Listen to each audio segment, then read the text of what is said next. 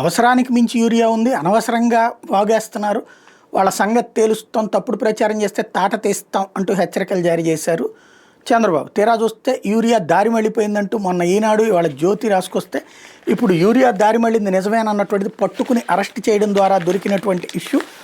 Urea దారి మళ్ళింది నిజమేనని తేలింది. విజిలెన్స్ అధికారులు సోదాలు చేసి అక్రమ నిల్వ అధిక ధరలకు విక్రయం తదితర కారణాలతో 3.27 కోట్ల విలువైన 1410 టన్నులు యూరియాను సీజ్ చేశారు.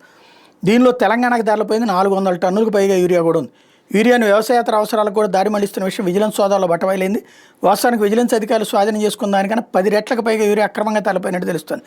విజిలెన్స్ అధికారులు 4862 చోట్ల సోదాలు చేసి అవకతవకలకు పాల్పడిన 67 మంది డీలర్లపై 6 కేసులు నమోదు చేశారు. యూరియాను పెద్ద ఎత్తున దారి మళ్లించి నేరానికి 9 మంది మీద క్రిమినల్ కేసులు పెట్టారు.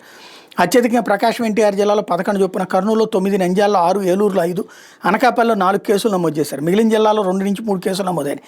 దారి మళ్లింపుతో పాటు ఎంఆర్పీకి మించి విక్రయాలు, బ్లాక్ మార్కెటింగ్, హోర్డింగ్, ట్యాగింగ్ వంటి అవకతవకలకు పాల్పడేందుకు 20 మందికి షోకాజ్ నోటీసులు ఇచ్చారు. ఏలూరు, ఎన్టీఆర్, కృష్ణా, కర్నూలు, పల్నాడు జిల్లాల నుంచి తెలంగాణ రాష్ట్రానికి యూరియా అక్రమంగా తరలిపోయినట్టు గుర్తించారు. కర్నూలు జిల్లాతో సహా పలు జిల్లాల్లో యూరియాను టీడీపీ నేతలే దారి మళ్లించినట్టు వార్తలు వచ్చినాయని సాక్షి రాసుకొచ్చింది.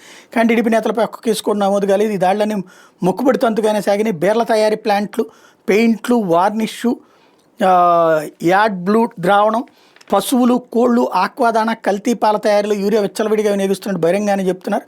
కానీ విజిలెన్స్ బృందాలు వాటి జోలికి పోలేదు. ఈ పరిశ్రమలతో పాటు టీడీపీ నేతల గోదాముల్లో తనిఖీలు నిర్వహించి ఉంటే వేలాది టన్నుల యూరియా బయటపడేదని చెప్తున్నారంటూ సాక్షి రాసుకొచ్చింది.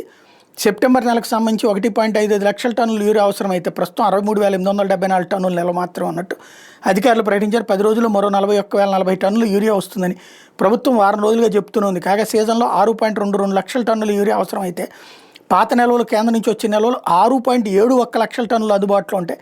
ఇప్పటిదాకా 5.9 లక్షల టన్నులు అమ్మకాలు జరిగాయని ప్రభుత్వం చెప్తోంది.